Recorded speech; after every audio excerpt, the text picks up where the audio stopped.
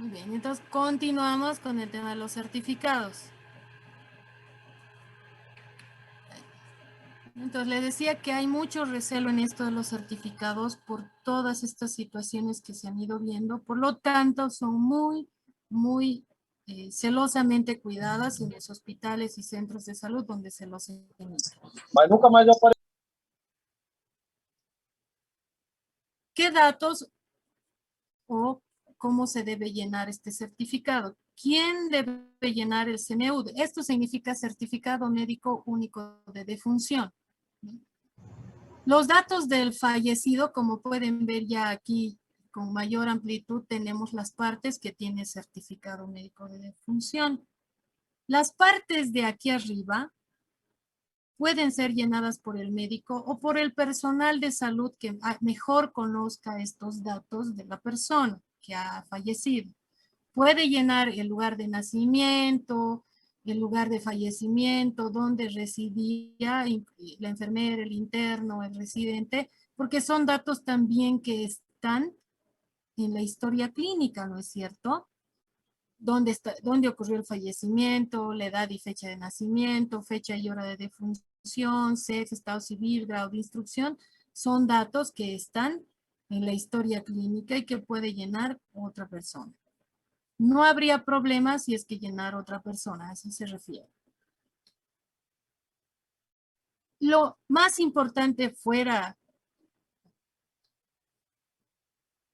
la parte B del certificado son los datos de la defunción. Esta es la parte más importante del certificado médico único de defunción. Si bien la parte de datos es relevante, esta es la parte más importante y la que menos se realiza de la forma que debe realizarse. No se llena generalmente como debe de llenarse. Y es esta parte donde sí debe ser llenado por el médico. Sí o sí esta parte debe llenarse o debe ser llenada por el médico. Porque es el médico tratante o el médico que lo está atendiendo en ese momento que tiene el conocimiento junto con la historia clínica de todo la sucesión de eventos que ha llevado al fallecimiento de esa persona. Como pueden ver, para llenar esta parte incluso nos dan sugerencias, ¿no? Dice causas de defunción. No escriba primero en grande, subrayado y falta que lo resalten, paro cardiorrespiratorio como causa de muerte. No se puede poner paro cardiorrespiratorio como causas de defunción porque todas las personas mueren porque para el corazón y los pulmones. Si no parara, nadie moriría. Tampoco se puede poner falla orgánica múltiple porque si la persona ha fallecido es porque obviamente han fallado los órganos. Ha comenzado el corazón, el pulmón, ha seguido otros órganos y por último termina su ciclo de vida el cerebro. Entonces no se puede poner falla orgánica múltiple. Tampoco puedes poner abreviaturas. En estos certificados, en cualquier certificado que ustedes vayan a emitir, no se debe colocar abreviaturas, se debe escribir. Porque recuerden que muchos de estos certificados no van a ir a que lo lea otro médico. Puede ir y leerlo el del registro civil o lo va a leer otra persona que no es un médico. Y si no sabe las abreviaturas, no se va a poder guiar, no va a poder realizar su trabajo. ¿Ya? Generalmente se pide que solo se ponga un solo diagnóstico por fila. Un solo diagnóstico en cada una de estas líneas. Y pueden ver en esta parte que nos está explicando cómo se tiene que llenar esto de las causas de defunción. ¿Ya? ¿Qué son las causas de defunción? Son todas aquellas enfermedades, estados morbosos o lesiones que produjeron la muerte o contribuyeron a que se llegue a este final. o también las circunstancias del accidente o de la violencia que produjo dichas lesiones. Esas son las causas de defunción. La primera de ellas, como pueden ver aquí, esta de aquí, es la causa antecedente originaria. Algo importante en el certificado médico de defunción es que se comienza a llenar desde aquí abajo, se llena de abajo hacia arriba. Se comienza a llenar desde las causas antecedentes originarias, luego las causas antecedentes, luego la causa directa. Pero se lee de arriba hacia abajo. Por último, se llenan las causas contribuyentes, y eso es lo que vamos a ver ahorita, qué significa cada una de ellas. ¿Qué es una causa básica de defunción o causa antecedente originaria? Es la enfermedad o lesión que inició esta cadena de acontecimientos patológicos que condujeron a la muerte de esa persona. Las circunstancias del accidente o de violencia que produjeron la lesión fatal. La causa básica de defunción es definida como aquella causa que inicia esa cadena de acontecimientos, aunque esta causa básica haya iniciado muchos años atrás. Igual es la causa básica de la defunción de esa persona. Luego tienen las causas antecedentes. Es toda enfermedad o afección que haya ocurrido entre la causa directa de la muerte y la causa básica de defunción. ¿Ya? Y como complicación de esta última, siendo a la vez desencadenante de la causa directa o inmediata. Tienen una causa básica que ha iniciado el proceso y lo que vaya a ocurrir después de esa causa básica se llama causa antecedente. Si existe más de una causa antecedente o interviniente, debes anotarlos en los incisos B y C. ¿Ya? ¿A qué se refiere? Si tienes dos causas antecedentes, tu causa antecedente originaria o básica va a ir aquí abajo y las dos causas antecedentes van a ir aquí arriba, ¿no? Mucho depende de la patología de la persona. Y por último tienes la causa directa o inmediata, que es la enfermedad o afección que produce la muerte directamente. Esa es la que se anota en la parte de aquí arriba, la causa directa. Por eso es que se comienza a llenar de abajo hacia arriba. ¿Hasta ahí alguna pregunta? No, doctora. No, doctora. ¿Está? Doctora, una duda. En caso de que el certificado de defunción llegue a alguien sin documentos de identidad y no hay familiares, ¿qué se haría? ¿O esto queda en suspensión? Sí, queda en suspensión porque queda como NN. Los que no tienen nombre quedan como NN y generalmente se llama a la policía para que se lo lleve a la morgue hasta que alguien reclame el cadáver. No, por ejemplo, los indigentes, ¿no es cierto? Se cree que la mayoría no tiene familia, a veces llegan al hospital, los traen los bomberos, el SAR, fallecen en el hospital y no tienen documentación, no tienen nada que los identifique. En ese caso queda como NN y se lo lleva a la morgue para que ahí se haga todo lo necesario y se espere que lo reclame algún familiar. Pero si no tienes la identidad, no puedes llenar el certificado de defunción. Tienes que comunicar a las autoridades. Porque ya que no tenga una identificación es llamativo. Pueden haber sucedido muchas cosas en ese proceso para no tener identificación. Les puedo decir que incluso la gente que vive en situación de calle tiene su carnet de identidad.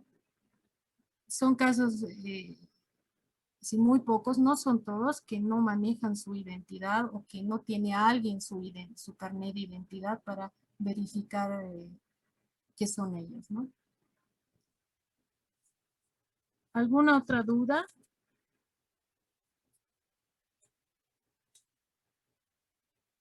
¿Tienen alguna otra pregunta?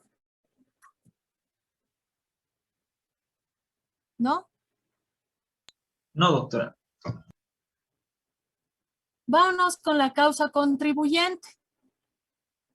La causa contribuyente es toda enfermedad o afección que contribuye a la muerte, que puede haber colaborado para que el paciente empeore, ¿ya? Como dice aquí, que por sus características colabora con el deceso de la persona, pero no tiene nada que ver, no tiene nada que ver con la parte de arriba, con la causa básica, antecedente y directa de la muerte. Aquí, por ejemplo, por eso es que la causa contribuyente está en la parte de abajo. Se comienza a llenar desde la causa básica, vas a las causas antecedentes, pones la causa directa y por último, la causa contribuyente. Eso es una causa contribuyente. Recuerden, es una causa contribuyente porque contribuye, colabora, ha podido colaborar en que el paciente no se recupere rápido, en que el paciente no mejore como desearíamos porque ya tiene deteriorado alguna parte del organismo, pero no va a producir o no tiene nada que ver con la causa real que ha producido la muerte de esa persona. ¿Se entiende la causa contribuyente? Sí, doctora. Ejemplos de lo que les he dicho. Aquí están. Aunque aquí en este lado faltan las causas, por las letritas se pueden guiar. Puede ser que les llegue un formulario así. Este no está tan completo en la explicación, pero tiene los incisos, ¿no es cierto? Pues, ¿qué sucede aquí? Aquí probablemente hay una historia de que la paciente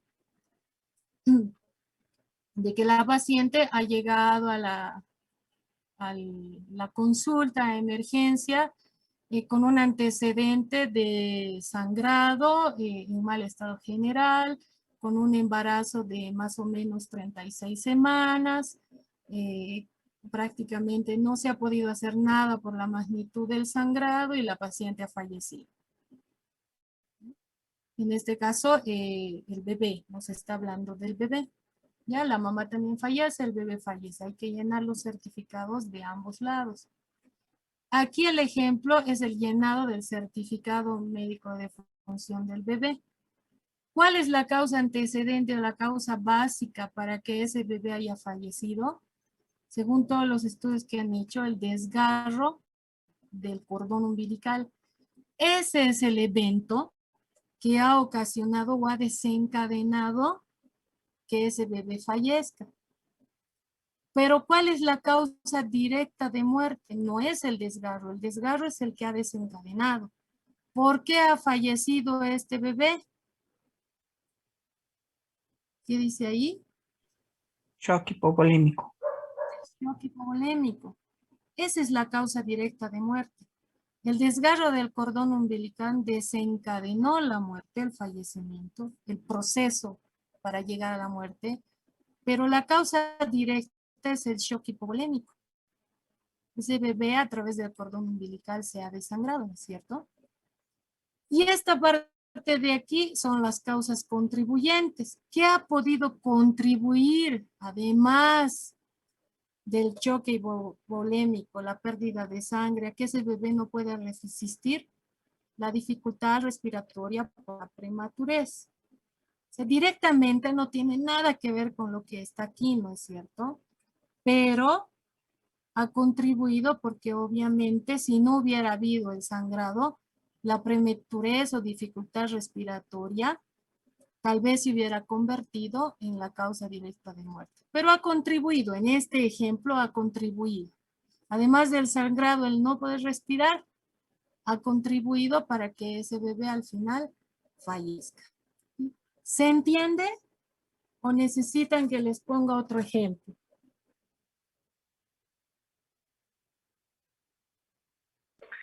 Doutora, escute. Sí, les escucho. Eu poderia utilizar o exemplo com um paciente que tem diabetes? Con un paciente, pero ¿cómo es la historia clínica del paciente? Se há morrido por não sei, uma cetoacidose diabética, problemas. A ver, si Como se encaixaria um exemplo com a diabetes mellitus? con diabetes. En el caso de la diabetes sería la causa básica de defunción, porque es la enfermedad que ha desencadenado todos los sucesos hasta que haya llegado a la muerte de la persona. Entonces, aquí pondríamos, porque no puedo escribir, estoy con el mouse, voy a abreviar, pero no se debe abreviar, recuerden eso, ¿ya? Diabetes. Esa sería mi causa básica de defunción. El intervalo de tiempo, que si lo conoces debes colocar, pónganse que 15 años de diabetes, ¿ya? Esa es tu causa básica. Esa es la enfermedad que ha empezado a desencadenar todos los eventos para que esa persona al final fallezca. ¿Cuál sería la causa antecedente? ¿Qué podría ser una causa antecedente de la diabetes? Problema a nível del pâncreas ou não? No. ¿No? Ese paciente tiene diabetes. ¿Qué le ha podido ocasionar la diabetes para que al final fallezca? ¿La obesidad? No, El estilo de vida? no, Estrés. no. ¿Qué es lo que les pasa generalmente a los pacientes diabéticos? Nefropatía diabética. ¿Perdón? Una insuficiencia renal Aguda. Crónica. crónica, porque la enfermedad es de 15 años. Yeah. Muchos pacientes con diabetes tienen insuficiencia renal crónica. ¿Ya? Esta insuficiencia renal crónica le ha producido al paciente para que fallezca por todo el cuadro renal, un edema pulmonar. Y por eso ha fallecido el paciente. Un edema por la retención de líquidos, no ha ido a su hemodiálisis, no ha tomado sus medicamentos, ha retenido líquidos y ha causado al final un edema pulmonar. Entonces ven que la causa básica es la diabetes, es la que ha desencadenado toda esa secuencia de eventos que luego le han llevado al paciente a tener una insuficiencia renal crónica y por último un edema pulmonar que ha sido la causa directa por la que ha fallecido la persona. ¿Para cuál puede ser una causa contribuyente? Además de tener diabetes, esa persona tenía artritis. Artritis no. ¿Qué podría ser que tenga esa persona como causa contribuyente? Uma hipertensão? Ya, podría ser una hipertensión. Sí, podría ser una hipertensión. Exactamente. Podría ser una hipertensión, que muchos pacientes con diabetes tienen hipertensión arterial, ¿no es cierto? ¿Tiene algo que ver con lo de arriba, la hipertensión? No. No, pero pudo contribuir a que se deteriore el estado de salud de la persona. Sí. Por eso se convierte en una causa contribuyente. ¿Ahora se entiende mejor? Sí, doctora. Sim, doutora. Perfeito. Les decía que se llena de abajo arriba. Han visto, hemos llenado desde aquí, luego aquí, aquí, por último las contribuyentes, pero se lee de arriba abajo. Esta persona falleció por un edema pulmonar debido a una insuficiencia renal crónica, debido a diabetes mellitus tipo 2. Así se lee. ¿Tiene lógica o no tiene lógica?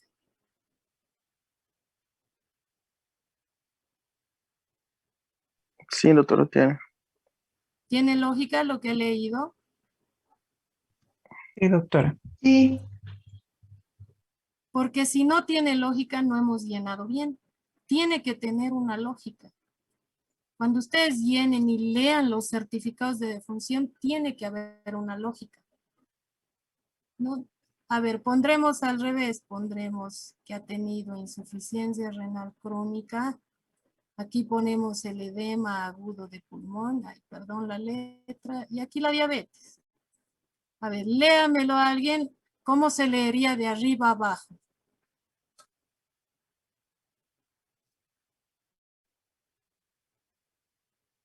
A ver, ¿quién se anima a leer o yo voy a elegir por dedocracia?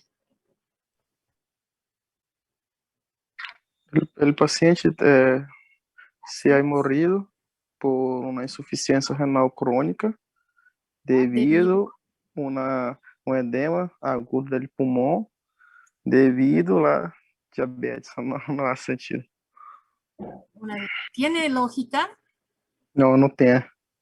No tiene lógica, ¿no es cierto? No tiene sentido lo que estoy leyendo ahorita, porque no hay una secuencia de eventos lógica. No hay. Y esto, aunque no crean, es frecuente observar. El hecho de que te pongan así en desorden o no lean después de llenar o antes de llenar, porque un certificado médico de defunción errado no se puede corregir, tienes que llenar otro. Y para llenar otro es todo un procedimiento administrativo, porque recuerden que están numerados y se tiene que explicar a la autoridad competente o a la parte administrativa que maneja esto por qué se ha anulado ese certificado. Entonces, antes de llenar hay que pensar muy bien en qué orden vas a poner. Porque si no tiene sentido, te estás equivocando. No estás dando la causa de muerte que en realidad debería ponerse. Entonces, esta de aquí tiene sentido al leer, ¿no es cierto? Tú analizas tus conocimientos y dices, ah, sí, si no ha ido a la hemodiálisis, no orina, no tiene función renal, se llena de líquido, le ha dado un edema de pulmón, se ha muerto. Pero si lees el 2, sí, el edema pulmonar le ha causado la diabetes, ya no tiene lógica por ningún lado. Esto es en lo que hay que tener muchísimo cuidado cuando les toque llenar un certificado médico de defunción. ¿Se entendió ahora mejor? ¿Tienen alguna otra pregunta? Doctora, una duda. En el ejemplo de que está aquí, hay 2 horas. ¿No se coloca solo una, doctora? No. Lo que pasa es que aquí me había olvidado colocar la verdad de la historia. Siempre va a haber una historia clínica. No sé qué ha pasado, que lo he debido cortar sin darme cuenta, pero es una historia que te dice llegó hace tantas horas, pasaron tantas horas o días, entonces del desgarro del cordón umbilical que pasó hace 8 horas, la muerte por shock hipovolémico sucedió hace 2 horas. Eso es lo que te está diciendo.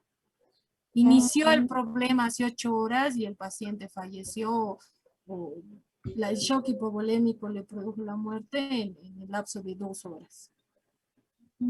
Está bien. Gracias, doctora. Ahora sí entendí. Igual en la práctica vamos a hacer hartos certificados médicos de defunción para que no se les olvide y se les grabe bien. Pero se entendió, lo que me interesa ahorita es que hayan entendido la forma de llenar y la lógica que tiene que tener. ¿Se entiende? Sí, doctor, está bien. ¿Sí? Ahora sí, Vamos doctora. con el otro certificado que es el certificado médico simple. Ese certificado médico que les decía que se puede llenar en un consultorio que nos piden los amigos, la familia, para trámites o para el juzgado o para diferentes actividades. Esto se llama certificado simple. Son aquellos que van a acreditar alguna enfermedad que requieran o no baja laboral. ¿Ya? Aquellos que acreditan también se llaman certificados médicos simples, los que acreditan una aptitud física o psicofísica y son requeridos por una entidad, institución o trabajo. Estos certificados médicos simples que acrediten una aptitud física o psicofísica se van a dividir en 2 grupos. Los que son solicitados para el comienzo de una actividad laboral o destreza, ¿no? Por ejemplo, cuando estás entrando a trabajar a algún lugar, en muchos lugares te piden un certificado médico que indique que estás sano, ¿no es cierto? Que no tienes ningún problema de salud en ese momento. Incluso antes de que te pongan al seguro o ingreses al seguro, te piden un certificado médico simple de tu médico personal. Hay lugares como, por ejemplo, en las piscinas. Por lo menos aquí en Cochabamba, muchas escuelas de natación para que ingresen a nadar o aprender a nadar, les piden un certificado médico simple. ¿Ya? Y también son aquellos certificados que se emiten en una entidad aseguradora como la Caja Nacional, la Caja Petrolera, son los que dicen la parte de arriba que van a acreditar que esa persona necesita o no una baja laboral. Esos ya son certificados más para temas administrativos. ¿Por qué enfatizo en eso? Porque hoy en día con el tema del COVID se está pidiendo muchísimo estos certificados para la realización del teletrabajo, ¿no? Ha habido un aumento en la solicitud de estos certificados para que muchas personas que tienen enfermedades de base realicen teletrabajo. Por eso es que es importante que conozcan también, ¿no? Por el contexto actual. Y porque siempre les van a pedir. ¿Es obligación del médico extender un certificado? Los de certificado de nacido vivo y el de defunción sí es obligatorio. El resto de las situaciones, y como dice aquí, como parte de la relación médico-paciente, tienes como cierta obligación de extenderle a tu paciente algo que certifique que sí lo has revisado. Si bien en esa primera instancia no genera un compromiso legal, hace que la extensión del certificado donde se constata la concurrencia del paciente o su enfermedad sea un deber profesional inherente al propio acto médico. En el momento que tú emites el certificado, no te comprometes legalmente a nada si has hecho las cosas de manera correcta. Si has revisado al paciente, si has colocado todo lo que has visto en el certificado y sobre todo te has respaldado en tu historia clínica de que has realizado esa certificación. Estos certificados se extienden a solicitud de la parte interesada. Te puede pedir el paciente o en algunos casos la familia. La principal pregunta que debemos hacernos ante una solicitud de certificado es que si corresponde o no su extensión, ¿no? ¿Qué significa? ¿Me están pidiendo para algo lícito? ¿Me lo están pidiendo de buena fe? ¿Realmente lo utilizarán para lo que me están pidiendo? Si en todo lo que vayas conversando la respuesta es sí, lo puedes extender. Y en caso de que haya dudas, lo mejor es que te niegues. No se vayan nuevamente a arriesgar por extender un certificado teniendo miedo que se enoje la persona. Existen situaciones donde el profesional de salud se encuentra amparado por la ley para negarse a extender un certificado, cuando considera que el diagnóstico enunciado perjudicará al paciente, o cuando hay enfermedades graves que el paciente no quiere que se entere las demás personas, o cuando a criterio del profesional, como les decía, este certificado puede ser utilizado para fines ilícitos, o pretende acreditar una situación que no existe. Y esto sucede mucho para los juzgados. Tienen una audiencia el día de mañana por un proceso penal o por cualquier proceso judicial y piden un certificado médico indicando que estaba muy enfermo para no acudir. Eso es la acreditación de una situación falsa. Ahora, el certificado médico tiene que tener características. Tiene que ser sobre todo veraz, tiene que ser un reflejo de todo lo que has hecho con ese paciente para emitir. Tienes que examinar al paciente para poder emitir esa certificación y darle la veracidad y poder dar testimonio, dar fe de que lo que está escrito ahí es verdad, que no te has inventado nada de lo que está ahí. Tiene que ser legible. En un principio se exigía que esté escrito de puño y letra, con una caligrafía clara, en una hoja con un formato impreso previamente, que se pueda interpretar el certificado por personas que no son del área médica, y nuevamente, como en todos los anteriores certificados, no se puede abreviar, no se puede poner siglas ni códigos, a excepción de la parte de los signos vitales. Es la única parte que puedes abreviar en el certificado médico. Cuando no se lee o no se entiende ese certificado, y esto va a un tema jurídico, las autoridades pueden llamarte a aclarar el contenido del certificado. Por eso es que hoy en día se permite que el certificado se lo pueda llenar en computadora. Tiene que ser descriptivo. Debe constar el diagnóstico que motiva la certificación. ¿No? En aquellos pacientes en los que a partir del interrogatorio y el examen físico no se ha podido llegar al mismo, se recomienda hacer una descripción sindrómica. Por ejemplo, ha venido un paciente que está hace 3 días con un cuadro diarreico y aún no tienes los resultados para dar un diagnóstico definitivo. Puedes poner en el certificado síndrome diarreico agudo, síndrome diarreico en estudio, para que no crean que esa certificación es falsa. Porque además este tipo de certificados va a ser leído por personas que no son del área médica y tienen que tener una idea de lo que estás hablando.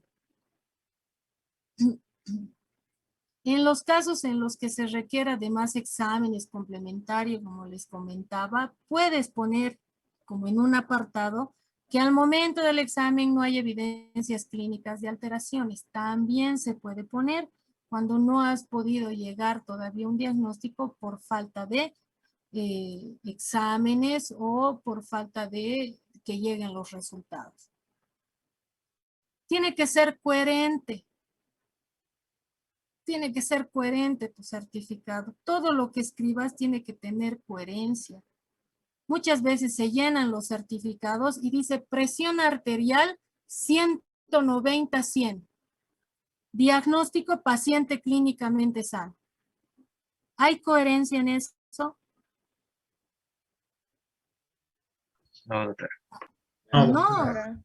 Es lo más probable que lamentablemente haya copiado y pegado de otro paciente y se ha olvidado arreglar la parte de signos vitales. Por eso hay que tener mucho cuidado al momento de realizar el certificado médico. Es un error frecuente esta falta de coherencia por el copiar y pegar de un certificado de un paciente a otro y te olvidas corregir alguna parte. Puede ser un error incluso terrible para el paciente. Por eso es mejor escribir todo el certificado para evitar equivocarte. Tiene que ser documentado.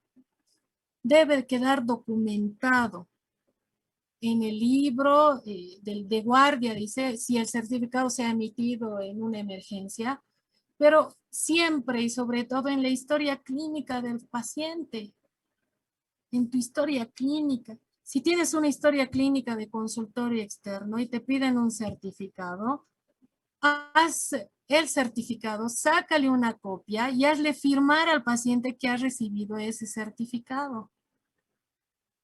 No le entregues así nomás y te quedes sin ninguna constancia. Recuerden que todo tiene que ser respaldado a través de este registro en la historia clínica. No se entrega certificado al paciente o en la parte de atrás del certificado médico simple, se recibí conforme, aunque sea como un recibo, el paciente que firme con fecha y hora. Porque pueden decir, nunca me ha dado, a mí no me ha dado, a ver que me muestre pruebas de que ha hecho ese certificado, me ha perjudicado, etcétera. Pasa. No son historias de la tele, de películas, sucede. También el certificado tiene que ser limitado. En lo posible, cuando ustedes puedan, tienen que anotar en el certificado el por qué el paciente les ha pedido ese certificado. Para los fines para los cuales ha solicitado el certificado. Por ejemplo, certificado a solicitud del paciente para trámites laborales, para trámites judiciales, para viaje, para inscripción. O sea, sí se puede, traten de colocar la causa por la que el paciente está solicitando esta medicación. Esto para que no sea utilizado de otra manera. A veces te piden y te dicen, me han pedido en la piscina y lo llevan al juzgado para evitar una audiencia. Eso es frecuente. Pero si dice solicitado para inscripción en una institución o escuela de natación, ya no pueden hacer eso. Y tiene que ser formal. Este certificado es un testimonio. Testimonio en el área jurídica es muy importante. Estás dando fe, así como una fe ciega de que lo que has escrito es verdadero. Y por esta razón requiere un marco acorde al mismo. Hay un papel membretado ya impreso en el cual se tiene que emitir esta certificación. Si no hay, por diferentes razones o el lugar es muy alejado, puede hacerse en un recetario o en un papel membretado de la institución donde estás trabajando. Súper importante que esté firmado y sellado. Más importante todavía que tiene que contar con todos los datos del paciente, además del documento de identidad, nombre completo, edad, sexo, y si estás en una institución, el número de historia clínica. Si es en la consulta externa, todo lo anterior. Tiene que contar también con los datos de expedición, lugar y fecha y hora de llenado del certificado. Si no pones la hora no hay mucho problema, pero sí el lugar y la fecha. Y de hecho en el formato de que es el certificado médico que se usa ahora en Bolivia, pueden ver que tiene lugar, fecha, nombres y apellidos del médico, matrícula profesional, y es en esta área vacía de acá que se hace el llenado del certificado. Este certificado hoy en día se puede descargar del internet, colocas en el buscador certificado médico de Bolivia, te sale este formato, lo descargas y lo llevas al médico para que llene. Obviamente el médico te cobra por el llenado, no por el papel. ¿Tienen alguna pregunta hasta ahí? Ninguna, doctora. No, doctora. Creo que ya es hora, ¿no? Ya se va a cortar de nuevo. No nos falta... Doctora, gracias. ¿Qué? No, sí, doctora, le decía que se va a cortar ya. Sí. Ahí vamos Muchas gracias. a quedar. Ahí vamos a quedar. Tengo el chat donde están sus nombres. Espero que hayan puesto todos. Y nos vemos la siguiente clase. ¿Listo? Ya, doctora, está bien. Muy bien. Gracias, doctora. Buenas noches. Buenas noches. Chao, doctorita, gracias. Buenas noches, doctora. Hasta luego.